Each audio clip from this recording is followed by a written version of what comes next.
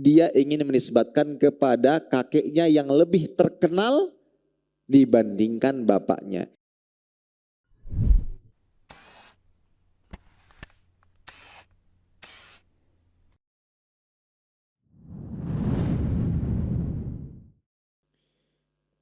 Bismillahirrahmanirrahim.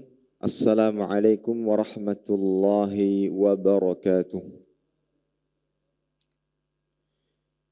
Alhamdulillahi ala ihsanih wa syukru lahu ala taufiqihi wa amtinanih wa ashhadu an la ilaha illallah wahdahu la syarika lahu ta'ziman li sya'nih wa ashhadu anna Muhammadan abduhu wa rasuluhu ad-da'i ila ridwanih sallallahu alaihi wa ala alihi wa sahbihi wa sallama tasliman katsira amma ba'd. Para hadirin sekalian, Bapak Ibu, saudara-saudari, kaum muslimin dan muslimat rahimani wa rahimakumullah. Alhamdulillah senantiasa kita panjatkan rasa syukur kepada Allah Subhanahu wa taala atas segala limpahan nikmat dan karunia yang Allah berikan kepada kita. Salawat dan salam senantiasa kita berikan kepada Nabi kita yang mulia, Nabi Muhammad sallallahu alaihi wasallam, beserta kerabat beliau, para sahabat dan orang-orang yang senantiasa terus-menerus berada di jalannya sampai hari kiamat kelak.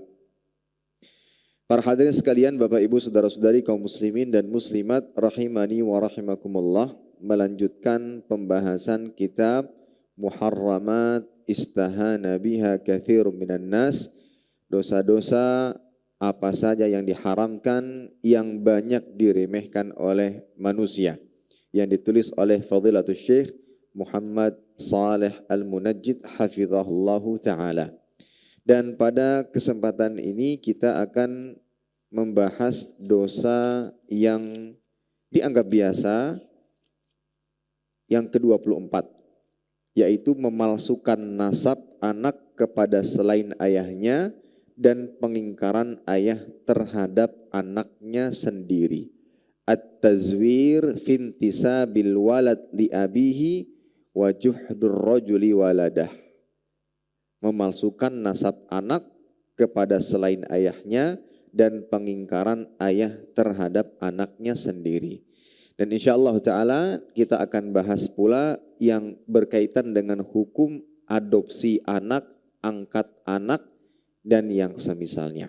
Taib. Para hadirin sekalian, Bapak Ibu, saudara-saudari, kaum muslimin dan muslimat rahimani wa rahimakumullah. Penulis hafizahullah ta'ala mengatakan, la yajuzu syar'an li muslim an yantasib ila ghairi abihi aw yalhaq nafsahu biqaumin laisa minhum. Menurut syariat Islam, seorang muslim tidak dibenarkan menasabkan dirinya kepada selain ayahnya atau menggolongkan diri kepada selain kaumnya. Para hadirin, di antara orang-orang yang celaka bahkan mendapatkan laknat dari Allah Jalla wa'ala dan dari malaikat-malaikatnya adalah orang-orang yang mengaku kepada selain ayahnya, bernasab kepada selain ayahnya. Ia bersandar kepada selain walinya. Karena perbuatan tersebut adalah perbuatan yang diharamkan, yang mendatangkan laknat bagi pelakunya. Apa dalilnya? Di antara dalilnya adalah hadis yang diriwayatkan Imam Muslim dari Ali bin Abi Thalib radhiyallahu ta'ala anhu. Nabi sallallahu alaihi wasallam bersabda, "Manidda'a ila ghairi abihi aw intama ila ghairi mawalihi fa alaihi la'natullah wal malaikah wan nasi ajma'in la yaqbalullahu minhu yaumal qiyamati sarfan wala adla." Yang artinya barang siapa yang mengaku ayah kepada selain ayahnya, mengakui seorang ayah kepada selain ayahnya, atau bersandar kepada yang bukan walinya, maka laknat Allah juga para malaikat dan laknat seluruh manusia akan menimpanya. Pada hari kiamat Allah tidak menerima dari mereka baik yang fardu maupun yang sunnah. Jika kita lihat konteks hadisnya, ada ancaman besar di balik perbuatan menisbatkan keturunan kepada selain ayahnya atau kepada selain walinya. Ancamannya berupa laknat dari Allah Ta'ala, malaikat-malaikatnya dan seluruh manusia. Dan Allah Ta'ala pada hari kiamat tidak menerima amal mereka baik yang fardu maupun yang sunnah. Dan sebagaimana yang kita ketahui, ketika ada sebuah dosa yang diiringi dengan laknat atau siksa, ini menandakan bahwa perbuatan tersebut adalah dosa besar. Jadi memalsukan nasab, menisbatkan nasab kepada selain pemiliknya, maka ini adalah perbuatan dosa besar. Imam An-Nawawi rahimah ta'ala memberikan komentar tentang hadis di atas. Beliau mengatakan bahwa hal ini merupakan sebuah penetapan hukum haram bagi orang yang mengakui ayah kepada selain ayahnya, atau seorang hamba sahaya yang dibebaskan mengakui wali bukan kepada orang yang membebaskannya. Karena hal tersebut termasuk kufur nikmat dan termasuk sikap yang menyepelekan masalah hak-hak waris, perwalian dan akal, serta hal lain yang berhubungan dengan pemutusan hubungan silaturahim. Jadi menghubungkan nasab seseorang kepada yang bukan walinya atau bukan ayahnya, ini banyak menimbulkan kerusakan dalam masalah warisan, dalam masalah mahram. Itu dampak-dampak buruk yang ditimbulkan di balik perbuatan tadi, memalsukan nasab seseorang. Dalam hadis yang lain diriwayatkan oleh Imam Bukhari, Nabi sallallahu alaihi wasallam sabda, man wala qauman bighairi idzni mawalihi fa alaihi la'natullah wal malaikati wan nasi ajma'in la yuqbalu minhu yaumal qiyamati sarfun wala adlun. Barang siapa yang berloyal kepada suatu kaum tanpa izin walinya, maka baginya laknat Allah, para malaikat dan seluruh manusia. Dan pada hari kiamat dia tidak akan pernah diterima dari mereka, baik yang fardu maupun yang sunnah. Imam Bukhari membawakan hadis di atas pada sebuah bab yang berjudul bab dosa orang yang membebaskan dirinya dari walinya. Seakan-akan dia berkhianat terhadap wali yang membebaskannya dan tidak menyandarkan dirinya kepada yang membebaskannya, justru malah mengalihkannya kepada yang lain. Ini para hadirin sekalian yang Allah Subhanahu wa taala. Baik. Kemudian penulis mengatakan wa ba'dun nas yaf'aluna dzalika lima'arib madiyah. Sebagian orang ada yang melakukan hal tersebut untuk tujuan materi, ya. Wa ithbitunan nasab, dan mereka akhirnya menetapkan, menuliskan nasab palsu di dalam surat-surat fil awraq ar-rasmiyah. Mereka tulis nasab palsunya di dokumen-dokumen penting dengan tujuan apa? Mendapatkan keuntungan. Seperti ini kan ada. Ya. Wa ba'dhum qad yaf'aluhu haqqan 'ala abihi alladhi tarakahu wa huwa fi sigharihi, dan sebagian ada yang melakukannya karena dendam kepada sang ayah yang meninggalkan dirinya sejak kecil. Jadi karena merasa dendam, saya tidak mengakuinya sebagai ayah. Akhirnya nasabnya diganti kepada orang yang mengasuhnya dari kecil hingga dewasa. Ini tidak dibenarkan, merubah nasab. Bagaimanapun kondisi ayahnya, maka secara garis nasab dan keturunan ya harus mengarah kepada ayah biologi, kepada ayahnya berdasarkan nasab. Ya, berdasarkan nasab. Wa kullu dzalika haram, dan seluruh perbuatan itu adalah perbuatan yang haram. Nah, salah satu yang bisa kita saksikan juga di zaman sekarang bahwa orang mengaku dari kabilah atau kaum tertentu.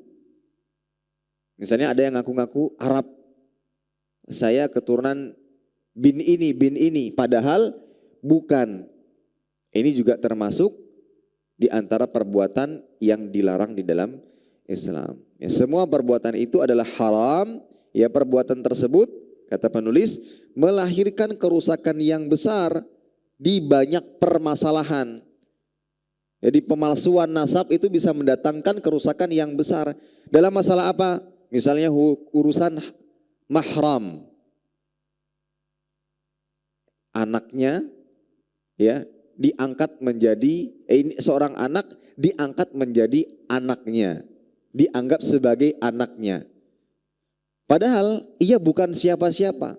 Nasabnya pun bukan disandarkan kepada yang mengasuhnya, tapi dia tinggal bersama di sana. Akhirnya tubuh dewasa, cium tangan dengan ibu angkatnya padahal bukan mahram. Akhirnya banyak kerusakan. Ya. Kemudian permasalahan nikah. Jadi seakan-akan saya sebagai orang tuanya, padahal orang tua angkat yang tidak ada hubungan dengannya secara nasab. Kemudian menikahkannya, ini tidak dibenarkan, tidak sah. Juga masalah warisan. Ya. Ini banyak kerusakan yang terjadi disebabkan karena memalsukan nasab, menyandarkan nasab kepada selain keturunannya atau selain orang tuanya. Dalam hadis disebutkan, hadis yang marfu dari Abi Bakrah. Nabi SAW bersabda, "Manidda'a ila ghairi abihi wa huwa ya'lamu fal jannatu alaihi haram." Barang siapa yang mengaku bernasab kepada selain ayahnya, itu abahku. Disebabkan karena mungkin yang pertama ada rasa dendam dengan orang tua aslinya, abah aslinya karena meninggalkannya dari kecil, tidak mau mengurusnya, mengasuhnya. Akhirnya dia lebih sayang kepada yang mengasuhnya dan mengatakan itu ayahku. Sementara dia tahu bahwa perbuatan itu haram. Dia tahu, dia lakukan itu karena kebencian, karena rasa dendam. Padahal dia tahu menasabkan dirinya kepada selain ayahnya itu haram. Tapi dia lakukan. Maka fal jannatu alaihi haram, maka haram baginya surga. Hadis diriwayatkan oleh Imam Bukhari. Ini para hadirin sekalian Allah Subhanahu wa taala yang menunjukkan bahwa perbuatan ini adalah perbuatan yang diharamkan. Dari lain yang menguatkan, Allah taala berfirman dalam surat Al-Ahzab ayat 4 sampai 5. Ma ja'alallahu li rajulin min qalbayni fi jawfihi wa ma ja'ala azwajakum allai tudhahiruna minhum ummahatikum wa ma ja'ala adiyakum abna'akum dzalikum qaulukum bi afahikum wallahu yaqulul haqq wa huwa yahdis sabil ud'uuhum li abaihim huwa aqsatu 'indallah fa illam ta'lamu aba'ahum fa ikhwanukum fid din wa mawalikum wa laysa 'alaikum junahun fima akhta'tum bihi walakin ma ta'ammadat qulubukum wa kana Allahu ghafurur rahim. Allah sekali-kali tidak menjadikan bagi seseorang dua buah hati dalam rongganya. Dan dia tidak menjadikan istri-istrimu yang kamu zihar itu sebagai ibumu. Dan dia tidak menjadikan anak-anak angkatmu sebagai anak kandungmu sendiri. Yang demikian itu hanyalah perkataanmu dari mulutmu saja. Dan Allah mengatakan yang sebenarnya dan dia menunjukkan jalan yang benar. Panggillah mereka, anak-anak angkat tersebut dengan memakai nama ayah-ayah mereka, ayah-ayah kandung mereka. Itulah yang lebih adil pada sisi Allah Ta'ala. Dan jika kamu tidak mengetahui ayah-ayah mereka, maka panggillah mereka sebagai saudara-saudaramu seagama dan pembantu-pembantumu.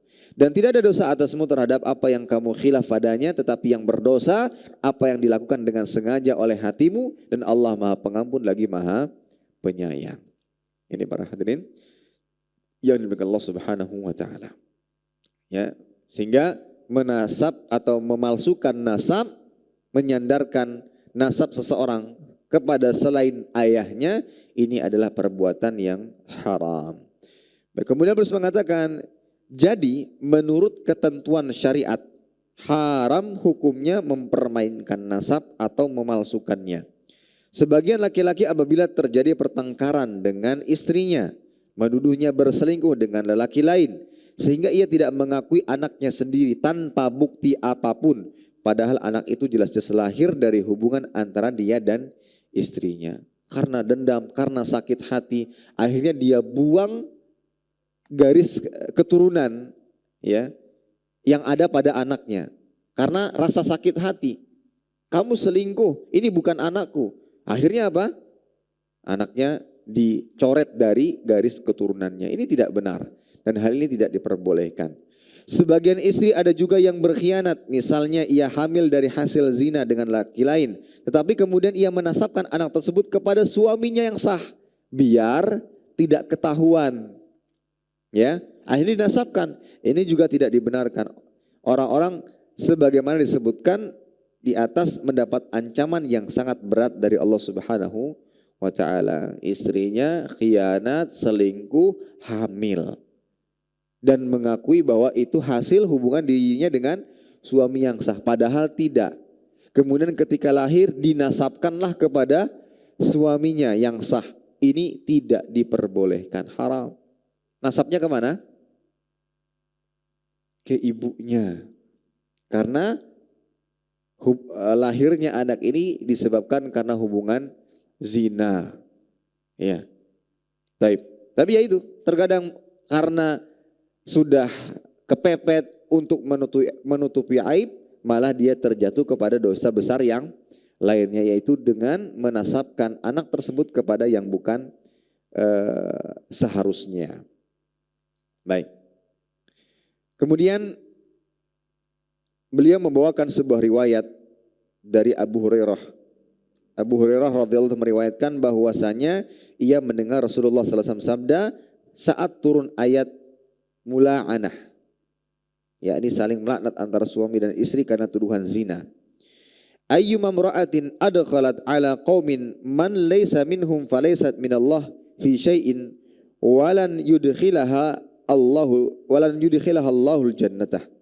Wa ayyuma rajulin jahada waladahu wa huwa yanzuru ilaihi ihtajaballahu minhu wa fadahahu ala ru'usil awwalin wal akhirin. Perempuan manapun yang menasabkan seorang anak kepada suatu kaum padahal dia bukan dari nasab mereka, maka Allah berlepas diri darinya dan tidak akan memasukkannya ke dalam surga. Dan siapapun dari laki-laki yang mengingkari anaknya padahal ia melihatnya sebagai anak yang sah, maka Allah akan menutup diri darinya dan akan mempermalukannya di hadapan orang-orang terdahulu dan orang-orang kemudian. Diriwayatkan oleh Imam Abu Dawud. Ini dalil-dalil yang telah disebutkan tadi, baik yang disebutkan dalam kitab ini atau yang kita tambahkan, ini semua menunjukkan haramnya perbuatan memalsukan nasab. Menisbatkan nasab anak kepada yang bukan ayahnya. Ini tidak dibenarkan.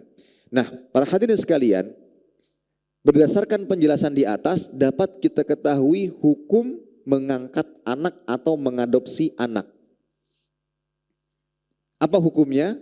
Asalnya haram mengangkat anak. Asalnya haram. Kita harus ketahui terlebih dahulu hukum asalnya. Hukum asal mengangkat anak, mengadopsi anak itu haram. Yang apabila disertai dengan pelanggaran-pelanggaran lain. Entah seperti pergantian nasab atau yang semisalnya. Jadi hukum asal mengangkat anak, mengadopsi anak haram apabila disertai dengan pelanggaran-pelanggaran.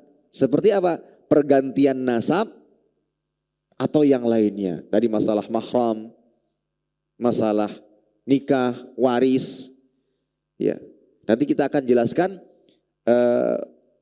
hukum lain berkaitan dengan mengangkat anak. Dan berdasarkan sejarah ternyata adopsi anak ini budayanya jahiliyah. Mengangkat anak, adopsi anak ini adalah kebudayaan jahiliyah, tradisinya jahiliyah. Jadi orang-orang jahiliyah terdahulu itu biasa angkat anak, mengadopsi anak. Dan kemudian anak angkat tersebut dianggap seperti anak kandung. Dan menganggap seperti anak kandung itu bukan hanya sekedar ucapan. Ya, terkadang kan saking dekatnya kita dengan seseorang yang kita asuh, misalnya ada sebagian yang mungkin mengasuh anak. Engkau itu sudah Abi anggap seperti anak kandung sendiri. Ikam tuh sudah Abah anggap seperti anak kandung sendiri. Nah, terkadang itu hanya sebatas ucapan yang menunjukkan kasih sayang. Untuk orang jahiliyah tidak. Jadi betul-betul secara hukum anak angkat ini dijadikan sebagai anak kandung. Ya. Anak tersebut dinasabkan binnya. Misalkan ada seseorang bernama Muhammad, mengangkat anak Ahmad. Padahal Ahmad ini bin selain Muhammad, ya. Ahmad bin Abdurrahman seharusnya. Tapi ketika diangkat, orang-orang jahiliyah akan menisbatkan Ahmad ini kepada Muhammad yang mengangkatnya, sehingga Ahmad bin Muhammad. Jadi anak angkat tersebut akan dinasabkan kepada bapak angkatnya dan juga dianggap sebagai mahram bagi istrinya yang pada saat itu menjadi ibu angkatnya. Itulah yang terjadi. Ya. Baik. Begitu pula dalam masalah warisan. Seperti anak kandung. Ketika ayah angkatnya meninggal dunia, maka anak angkat ini juga berhak mendapatkan warisan dan mengurangi jatah anak kandung yang lain itu. Ini para hadirin sekalian. Dan ini adalah tradisi jahiliyah, ya, tradisi jahiliyah. Dan tradisi jahiliyah ini, ya, sebelum turunnya larangan itu pernah dijalani oleh Nabi SAW, dilakukan oleh Nabi SAW. Saking sayangnya dan cintanya beliau kepada sahabat yang bernama Zaid bin Harithah. Nabi angkat ia sebagai anaknya. Yang seharusnya bin Harithah ketika diangkat oleh Nabi SAW menjadi anaknya, maka berubah menjadi Zaid bin Muhammad. Ini pernah juga dilakukan oleh Nabi SAW hingga turunlah ayat yang menjelaskan tentang larangan perbuatan tersebut. Nah, Islam intinya berlepas diri dari tradisi jahiliyah ini. Yang kemudian tradisi tersebut dihapus berdasarkan penjelasan dari Al-Quran dan Sunnah. Ya. Disebutkan dalam hadis Abdullah bin Umar radhiyallahu ta'ala berkata, "Anna Zaid bin Harithah maula Rasulullah sallallahu alaihi wasallam ma kunna nad'uhu illa Zaid bin Muhammad hatta nazal Al-Qur'an ud'uuhum li abaihim huwa aqsatu indallah."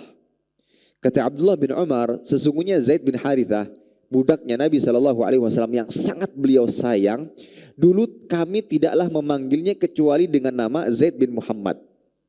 Karena para sahabat tahu Zaid ini sangat dicintai oleh Nabi Shallallahu Alaihi Wasallam, ya, sehingga mereka memanggilnya Zaid bin Muhammad. Sampai turunlah firman Allah Taala dalam surat Al-Ahzab tadi yang sudah kita bacakan terkait larangan menisbatkan seseorang kepada selain bapaknya. Allah katakan, "Ud'uuhum li abaihim." Panggillah anak-anak itu dengan memakai nama bapak mereka. Itulah yang lebih adil di sisi Allah Subhanahu wa Ta'ala. Ya. Dan kemudian ada dalil yang juga menunjukkan bahwa Nabi SAW juga berlepas diri. Berlepas diri dari apa? Dari perbuatan tadi, bahwa beliau menisbatkan atau menasabkan Zaid kepada dirinya. Bagaimana? Yaitu dengan menikahi Zainab setelah diceraikan oleh Zaid bin Harithah. Nabi SAW menikahi Zainab yang merupakan istri dari Zaid bin Harithah setelah diceraikan. Setelah cerai dinikahi oleh Nabi SAW. Kalau seandainya Zaid ini bin Muhammad dijadikan sebagai anak kandung, boleh nggak menikahi menantu? Nggak bisa, menantu itu menjadi mahram bagi mertua. Mertua dan menantu menjadi mahram. Maka perbuatan Nabi SAW ini adalah sebagai bentuk menegakkan batalnya tradisi jahiliyah. Dan Islam berlepas diri dari tradisi tersebut. Nabi SAW menikahi Zainab. Ya. Ini para hadirin sekalian. Ya. Padahal Zainab adalah mantan dari istri Zaid bin Harithah. Padahal di masa jahiliyah menikahi mantan istri anak angkat itu terlarang. Jadi tabu dalam keyakinan mereka. Karena ia ibarat menantu dari anak kandung.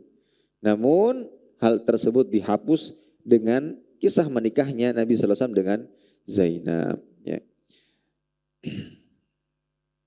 Allah Ta'ala katakan dalam surat Al-Ahzab ayat 37, "Falamma qadha Zaidun minha wataran zawwajnakaha likay la yakuna 'alal mu'minina haraj fi azwaji ad'iyaihim idza qadaw minhunna wa tara wa kana amrullahi maf'ula. Maka tatkala Zaid telah mengakhiri keperluan terhadap istrinya, maksudnya menceraikannya, kami kawinkan engkau dengan Zainab. Engkau di sini maksudnya Nabi Muhammad sallallahu alaihi wasallam, supaya tidak ada keberatan bagi seorang mukmin untuk mengawini istri dari anak-anak angkat mereka. Apabila anak-anak angkat tersebut telah menyelesaikan keperluannya dengan istrinya dan adalah ketetapan Allah itu pasti terjadi, ya. Ini para hadirin sekalian. Dan dijelaskan oleh Syekh Muhammad Shalih Al-Munajjid bahwa orang-orang jahilah itu memiliki keyakinan menikahi mantan istri dari anak angkat itu aib bagi mereka. Dan itu dibatalkan oleh Islam berdasarkan dalil-dalil yang ada. Ini para hadirin sekalian Allah Subhanahu wa ta'ala. Maka sekali lagi hukum asal adopsi anak ala jahiliyah itu. Dengan apa tadi? Merubah keturunan, binnya disandarkan kepada ayah angkatnya, mendapatkan warisan, menjadi mahram dan seterusnya. Ini haram. Jadi hukum haramnya adopsi anak ala jahiliyah. Nabi SAW mengatakan, laisa min rajulin idda'a li ghairi abihi wa huwa ya'lamuhu illa kafar. Wa man idda'a ma laisa lahu falaysa minna wal yatabawwa maq'adahu minan nar. Tidaklah seorang laki-laki mengklaim orang lain sebagai bapaknya padahal dia telah mengetahui hukumnya dan dia juga mengetahui itu bukan bapaknya, gitu. Maka dia telah kufur. Barang siapa mengaku sesuatu yang bukan miliknya, maka ia bukan dari golongan kami dan hendaklah dia menempati tempat duduknya di neraka. Ini ancaman yang sangat keras. Apa maksudnya kufur di sini? Apakah memang kufur keluar dari Islam? Baik, para ulama memberikan rincian. Yang jelas dia telah bermaksiat. Dan ada dua penjelasan disebutkan oleh para ulama. Apa yang maksud dengan kufur? Orang yang mengklaim orang lain sebagai bapaknya padahal dia tahu itu bukan bapaknya. Dia kafir. Apa maksudnya? Dia kafir dengan sebenar-benarnya makna kafir, yaitu keluar dari Islam apabila dia meyakini kehalalan perbuatan dosa itu. Ya, misalkan dia tahu dosa tapi dia malah berkeyakinan terbalik. Oh, itu dianggap boleh, itu dianggap tidak mengapa. Maka apabila ia melakukannya, maka perbuatan tersebut menjadi perbuatan kekafiran yang bisa menyebabkan seorang hamba keluar dari Islam. Ya. Namun berbeda ketika orang melakukannya dan dia tahu itu dosa. Masih ada terbukti dengan adanya rasa penyesalan, ada rasa takut, tapi dia masih melakukan. Maka tidak sampai kepada kekufuran yang menyebabkan seseorang keluar dari Islam. Kufrun duna kufrin. Penjelasan yang kedua adalah yang dimaksud dia telah kufur di sini bukan kafir yang ada kaitannya dengan keluar Islam atau tidak, tapi yang dimaksud adalah kufur nikmat. Ya, kufur nikmat karena sejatinya dia telah menutupi jasa dan kebaikan ayah kandungnya sendiri yang menjadi peran lahirnya ke dunia. Meskipun terkadang bapaknya pernah atau sering menyakitinya, tapi ada jasa orang tua di sana. Ya, termasuk memiliki peran lahirnya ia ke dunia, bukan ayah angkatnya, ya. Sehingga dengan mengabaikan ayah kandung itu sama halnya dengan kufur nikmat, ya, dengan kufur nikmat. Jadi kalau seandainya kita melihat atau kembali kepada hadis, wallahu alam, mungkin yang dimaksud di sini adalah kufur nikmat. Jadi tidak semua makna kafara itu maksudnya keluar dari Islam. Ya, sebagai contoh, dalam hadis disebutkan bahwa Nabi SAW diperlihatkan neraka. Wa uritun nar falam ara manzaran kal yaumi qad afdha wa raaitu aktsara ahlihan nisa. Jadi kata Nabi SAW diperlihatkan kepadaku neraka dan aku tidaklah melihat pemandangan yang lebih mengerikan pada hari itu, dan aku melihat mayoritas penghuni neraka adalah para wanita. Para sahabat bertanya, apa sebabnya? Kok mereka menjadi penghuni terbanyak? Maka kata Nabi SAW, bikufrihinna, dengan kekafiran mereka. Apa yang dimaksud dengan kekafiran di sini? Tidak mensyukuri kebaikan suami. Sebagaimana Nabi jelaskan, yakfurnal ashir wa yakfurnal ihsan. Karena mereka mengingkari kebaikan suaminya, mengingkari kebaikan orang lain. Taib. Sehingga maksud dari kufurnya seseorang yang mengklaim orang lain sebagai bapaknya, maksudnya adalah kufur nikmat. Ada pertanyaan, Ustaz, kalau seandainya menisbatkan kepada kakek atau buyut boleh enggak? Tadi Ahmad bin Muhammad bin siapa? Faisal. Ahmad bin Muhammad bin Faisal. Boleh enggak si Ahmad sebagai anak langsung menisbatkan dirinya sebagai bin Faisal? Boleh apa tidak? Maka jawabannya boleh. Penisbatan tersebut tidak mengingkari atau tidak bermaksud untuk mengingkari ayah kandungnya. Tapi maksudnya adalah untuk memperkenalkan diri dan ada tujuan di balik penisbatan tersebut. Apa sebabnya? Apa tujuannya? Dia ingin menisbatkan kepada kakeknya yang lebih terkenal dibandingkan bapaknya. Dan hal ini pernah dilakukan oleh Nabi Shallallahu Alaihi Wasallam. Ya, jadi ketika di perang Hunain, karena kakeknya yaitu Abdul Muttalib lebih dikenal oleh kaum Quraisy dan lebih berpengaruh di hadapan mereka daripada ayahnya yaitu Abdullah, maka Nabi mengatakan, Ana ibnu Abdul Muttalib, ana nabi wala kadhib. Aku anaknya Abdul Muttalib dan aku adalah seorang nabi dan tidak ada dusta. Jadi kalau seandainya menisbatkan kepada kakek dengan tujuan tersebut maka boleh, ya. Karena tidak ada maksud untuk menghilangkan nasab ayahnya. Taib. Ini para hadirin sekalian yang dimuliakan Allah Subhanahu wa taala. Jadi mengadopsi anak ala-ala jahiliyah haram. Namun satu catatan yang perlu kita perhatikan, bukan berarti dengan kita mengetahui haramnya hukum adopsi anak, mengangkat anak, kemudian membuat kita bersikap acuh dan cuek kepada anak-anak yatim dan anak-anak terlantar. Boleh enggak kita angkat anak, Ustaz, adopsi anak? Maka jawabannya bisa. Tapi dengan catatan-catatan yang sesuai dengan aturan Islam. Ya, enggak boleh ala jahiliyah. Bisa saja. Karena tentunya akan berbeda sikapnya. Kita tetap membiayainya. Jika dimaksud mengangkat anak dengan cara saya membiayainya sampai sukses. Tapi sebagai orang tua terutama sang istri, dia ketika bertemu tetap menggunakan hijab, tidak bersalaman dan yang semisalnya. Karena itu bukan mahram. Ketika memang tetap bisa menjaga batasan-batasan syariat, maka dianjurkan, terlebih lagi ketika dia anak yatim, anak terlantar. Maka ingat sabda Nabi SAW, ana wakafil yatim fil jannati hakadha.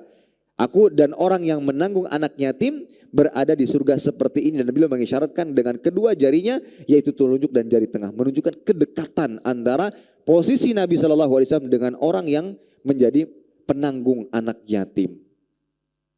Jadi untuk berbuat baik kepada anak nggak mesti harus tinggal bersama di rumah, menjadi seperti anak kandung, dapat macam-macam sebagaimana anak kandung, tidak.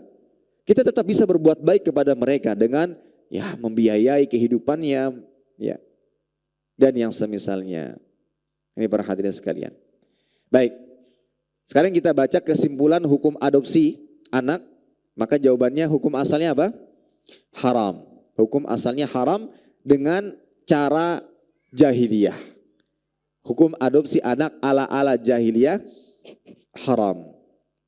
Kemudian anak angkat tidak berhak mendapatkan warisan dari orang tuanya, nggak berhak. Karena dia bukan anak kandung. Anak angkat juga bukan mahram. Anak angkat bukan mahram.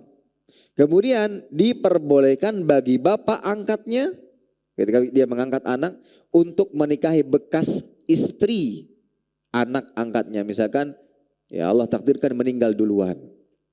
Ya, maka istrinya nih karena ingin menolong anaknya misalnya, maka bisa dinikahi karena dia bukan mahramnya, ya bukan menantunya. Itu para hadirin sekalian yang dimuliakan Allah Subhanahu wa taala. Nah, sekarang kita akan menyebutkan kalau seandainya mengangkat anak Ustaz, tapi bukan ala-ala jahiliyah, tetap memperhatikan aturan-aturan Islam. Boleh apa tidak? Boleh saja.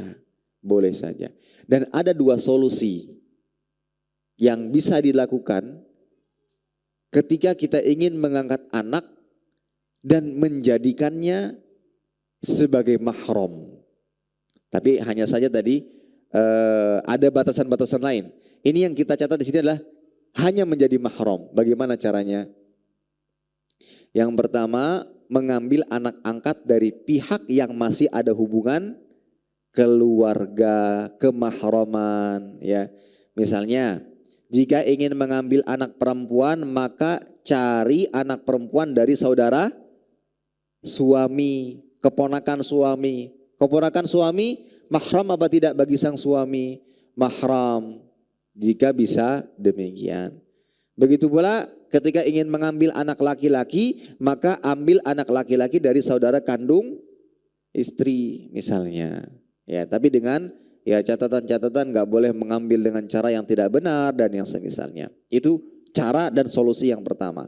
Atau yang kedua, dijadikan hubungan mahram karena persusuan. Ya, sebagaimana Nabi mengatakan yahrumu minar radha ma yahrumu minan nasab. Persusuan itu menyebabkan terjadinya hubungan mahram sebagaimana hubungan nasab dengan ketentuan syarat. Satu, usia bayi sebelum 2 tahun. Anak angkat saya sudah usia 20 tahun, Ustaz. Gimana, Ustaz? Maka nggak bisa, ya. Usia bayinya, usia anaknya harus sebelum 2 tahun. Berdasarkan hadis dari Baihaqi, la radha'a illa ma kana fi haulain. Tidak ada persusuan yang menjadikan mahram kecuali pada usia 2 tahun. Syarat yang kedua, disusui minimal 5 kali persusuan atau sampai kenyang. Ya. Sampai ia, dan itu dibuktikan dengan apa? Dibuktikan dengan melepasnya bayinya melepas asinya dengan sendirinya. Sampai kenyang. Ya, dari Aisyah radhiyallahu taala beliau mengatakan kana fi ma unzila minal Qur'an asyra dha'at ma'lumat yuharrimna thumma nusikhna bi khamsin ma'lumatin wa tufiyan Nabi sallallahu alaihi wasallam wal amru ala dzalik. Yang pernah diturunkan dalam Al-Qur'an bahwa 10 kali persusuan menyebabkan adanya hubungan mahram. Kemudian hal itu dihapus menjadi 5 persusuan. Kemudian Nabi sallallahu alaihi wasallam meninggal dunia dalam keadaan masih seperti itu. Ya. Jadi seperti itu ya. Kalau ingin jadi mahram di rumah bisa lepas jilbab, ya. Begitu baik bagi putrinya atau ibunya kepada anak laki-lakinya tadi seperti itu caranya. Entah dari diambil anak angkat dari saudaranya atau dilakukan persusuan. Ya, jadi dijadikan hubungan mahram karena persusuan. Baik, boleh enggak Ustadz saya manggil nak? Apakah panggilan anakku? Ya, kan biasanya ketika kita melihat anak-anak kecil yang pintar segala macam, ada dorongan untuk juga memanggil nak. Karena sebagian ibu-ibu atau bapak-bapak yang kebapak-bapakannya tuh ya, baik gitu, dia suka manggil anak gitu. Boleh apa tidak? Kita lanjutkan. Tadi pertanyaannya adalah bolehkah kita memanggil anak ya dengan anak orang lain dengan panggilan anak atau nak, yang notabene panggilan tersebut menandakan dia sebagai anak. Tapi sekarang kita memanggil dengan panggilan tersebut bukan untuk tujuan memindahkan atau mengganti nasab. Maka jawabannya hal ini diperbolehkan dan sama sekali bukan termasuk perkara yang dilarang dalam ayat di atas. Kenapa? Karena Rasul sallallahu alaihi wasallam pernah melakukan hal demikian. Disebutkan dalam beberapa riwayat yang sahih dari Ibnu Abbas radhiyallahu taala anhuma, ia berkata, ketika malam menginap di Muzdalifah, kami, kata Ibnu Abbas, anak-anak kecil keturunan Abdul Muttalib datang kepada Nabi sallallahu alaihi wasallam dengan menunggangi keledai. Lalu beliau menepuk paha kami dan bersabda, wahai anak-anak kecilku. Nah, itu. Wahai anak-anak kecilku, jangan kalian melempar atau melontar jamrah Aqabah pada hari tanggal 10 Dzulhijjah sampai matahari terbit. Jadi Nabi memanggil anak-anak tersebut dengan panggilan wahai anak-anakku. Ya. Begitu pula diriwayatkan oleh Anas bin Malik bahwa Nabi pernah berkata wahai anakku, dan masih banyak bagaimana contoh atau apa yang dilakukan oleh Nabi Sallallahu Alaihi Wasallam yang menunjukkan bahwa perbuatan itu bukan perbuatan yang dilarang. Bahkan Imam An-Nawawi dalam kitab Sahih Muslim mencantumkan hadis ini dalam bab bolehnya seseorang berkata kepada selain anaknya dengan kata wahai anakku, dengan ungkapan wahai anakku. Dan ini dianjurkan, ya bunayya, ya ibni, itu boleh ya. Nak, itu. Guru kepada murid-muridnya, nak, ya, ustadz kepada santri-santrinya dengan panggilan nak, bukan berarti sedang memindahkan nasab mereka kepada dirinya, tidak. Tapi itu adalah panggilan kasih sayang. Dan ini diperbolehkan dan dianjurkan. Bukan hanya boleh, tapi dianjurkan karena menunjukkan kasih sayang. Dari sini juga kita ambil pelajaran bagaimana besarnya kasih sayang Nabi SAW kepada anak-anak. Disebutkan dalam riwayat Nabi pernah memeluk mereka, mengusap kepala mereka, mendidik mereka dengan kasih sayang. Salah satu hadis yang masyhur, suatu ketika ada salah seorang anak kecil yang mana burungnya mati, ya kan? Kemudian Nabi bertanya kepada sahabat yang lain, apa gerangan yang terjadi? Kenapa anak ini bersedih? Disampaikan kepadanya burungnya mati. Nabi tahu keadaan tersebut. Tapi Nabi datang kembali kepadanya dan mengatakan, ya Aba Umair, madza fa'alan Nughair? Wahai Abu Umair, kunyah yang Nabi berikan yang dimiliki oleh anak tadi. Dan bertanya, madza fa'alan Nughair? Nughair itu burungnya. Apa yang dilakukan oleh Nughair? Kenapa dia? Yang menarik di sini adalah, bukankah Nabi Shallallahu Alaihi Wasallam tahu bahwa burungnya mati? Kenapa Nabi bertanya kembali? Apakah hanya sekedar basa-basi? Ternyata di situ Nabi memposisikan diri sebagai seorang ayah, sebagai seorang bapak, ya, untuk mendengar curhatan anak. Terkadang anak sedih, dengarkan, ada apa? Coba cerita. Nah, itu salah satu metode pendidikan kepada anak-anak yang dilakukan oleh Nabi Shallallahu Alaihi Wasallam. Terkadang kan kita maunya instan, mau cepat beres, mau apa sih masalahnya? Oh gitu masalahnya, soalnya gini dan gini. Enggak, Nabi tidak. Justru Nabi bertanya dengan harapan anak ini mau cerita.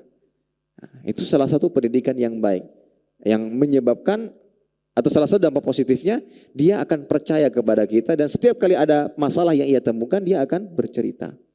Jangan sampai ayah aslinya ya malah bukan tempat curhatannya, justru dia malah cerita kepada teman-temannya yang notabene kemungkinan besar tidak bisa memberikan solusi yang terbaik. Ini para hadirin sekalian. Maka boleh kita memanggil anak selain anak kita dengan panggilan nak. Wallahu a'lam bishawab.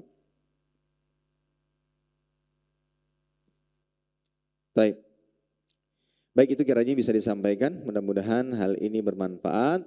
Yang jelas dari pemaparan yang telah disampaikan yang berkaitan dengan hukum memalsukan nasab, ini jelas haram hukumnya. Ya, memalsukan nasab itu haram hukumnya, baik sebab duniawi karena harta atau karena urusan tadi dendam dengan ayah aslinya karena meninggalkannya, atau misalnya yang jelas mengganti nasab dengan dia mengetahuinya, maka ini sesuatu yang diharamkan. Begitu pula tadi hukum adopsi, mengangkat anak ala jahiliyah itu haram hukumnya. Tapi yang boleh adalah dia mengadopsi anak, mengangkat anak dengan tujuan mengasuhnya, membiayai hidupnya, tapi tetap memperhatikan batasan-batasan syariat agama. Maka boleh. Ini termasuk kafil yatim, yang mana Nabi SAW mengatakan, memberikan jaminan bahwa nanti di surga dia akan bersamanya dengan jarak yang sangat dekat. Wallahu a'lam bishawab.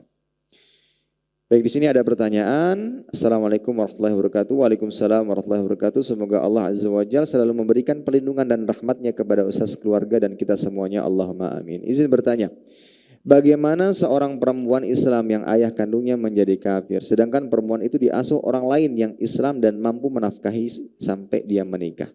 Apakah di dalam nasabnya masih harus menggunakan ayah kandungnya yang kafir tersebut atau menggunakan binti orang yang mengasuhnya? Maka sama. Nasab tidak bisa diganti. Nasab tidak bisa diganti. Tetap harus dinisbatkan dan dinasabkan kepada ayah kandung, ya, ayah kandung. Dan juga di sini katanya diasuh oleh orang lain, ya, diasuh oleh orang lain. Selama tidak ada garis nasab dan diasuhnya sudah dewasa karena dia seorang perempuan, ya, maka di sana ada batasan-batasan. Ini nggak boleh membuka jilbab di hadapan orang tua, meskipun dialah yang mengasuh, yang menghidupi kita. Tetap ada batasan-batasan syariat yang harus difahami. Dan jangan beralasan tidak enak perasaan jika berkaitan dengan hukum agama. Ya, kalau nggak enak terus, ya gimana kita mau betul? Gimana kita mau lurus? Misalkan, Ustaz saya ditawarin khomer, aduh yang nawarin orang yang saya segani, Ustaz nggak enak kalau saya tolak, ya akhirnya minum, itu kan nggak bisa seperti itu. Diajak melakukan perbuatan yang tidak dibenarkan, karena yang ngajak adalah orang yang disegani, masa dengan alasan tidak enak kemudian kita menuruti? Maka sama halnya dengan ini, meskipun dia yang membiayai segala macamnya, tidak bisa dengan alasan tidak enak kemudian kita melanggar aturan yang lainnya, membuka hijab dan yang semisalnya, ya. Wallahu ta'ala alam bissawab. Ini kiranya bisa disampaikan, mudah-mudahan bermanfaat. Kurang dan lebihnya mohon maaf. Kita tutup dengan doa kafaratul majlis. Subhanakallahumma bihamdika asyhadu an la ilaha illa anta astaghfiruka wa atubu ilaik. Wassalamualaikum warahmatullahi wabarakatuh. Terima kasih. Jazakumullah khairan wa barakallahu fikum. Video ini dibuat atas partisipasi dari donasi Anda. Semoga menjadi amal jariah bagi Anda semuanya.